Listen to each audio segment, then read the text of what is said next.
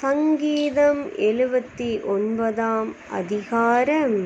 தேவனே, புறஜாதியார் உமது சுதந்தரத்தில் வந்து உமது பரிசுத்த ஆலயத்தை தீட்டுப்படுத்தி எருசலேமை மண்மேடுகளாக்கினார்கள். உமது ஊழியக்காரரின் பிரேதங்களை ஆகாயத்து பறவைகளுக்கும் உமது பரிசுத்தவான்களின் மாம்சத்தை பூமியின் மிருகங்களுக்கும் இரையாக கொடுத்தார்கள்.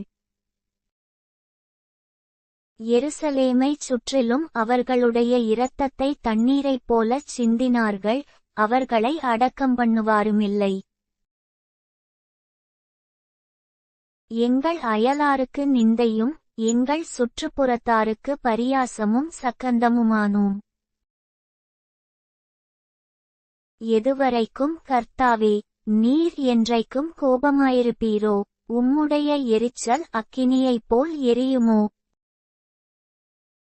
உம்மை அறியாத ஜாதிகள் மேலும் உமது நாமத்தை தொழுது கொள்ளாத ராஜ்யங்கள் மேலும் உம்முடைய உக்கிரத்தை ஊற்றிவிடும்.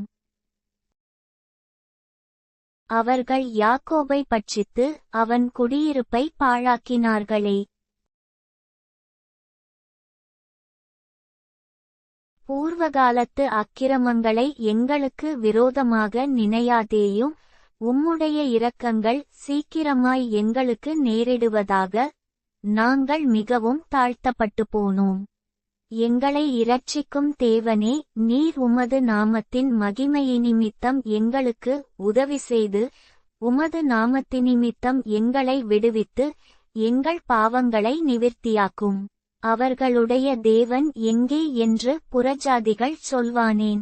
உமது ஊழியக்காரருடைய சிந்துண்ட இரத்தத்தின் பழிவாங்குதல் ஜாதிகளுக்குள்ளே எங்கள் கண்களுக்கு முன்பாக விளங்கும்படி செய்யும்.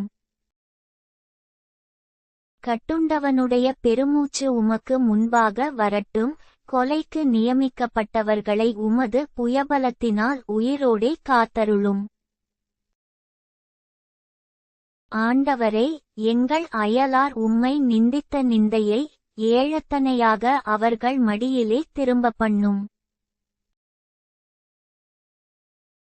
அப்பொழுது உம்முடைய ஜனங்களும் உம்முடைய மேய்ச்சலின் ஆடுகளுமாகிய நாங்கள் உம்மை என்றென்றைக்கும் புகழுவோம்.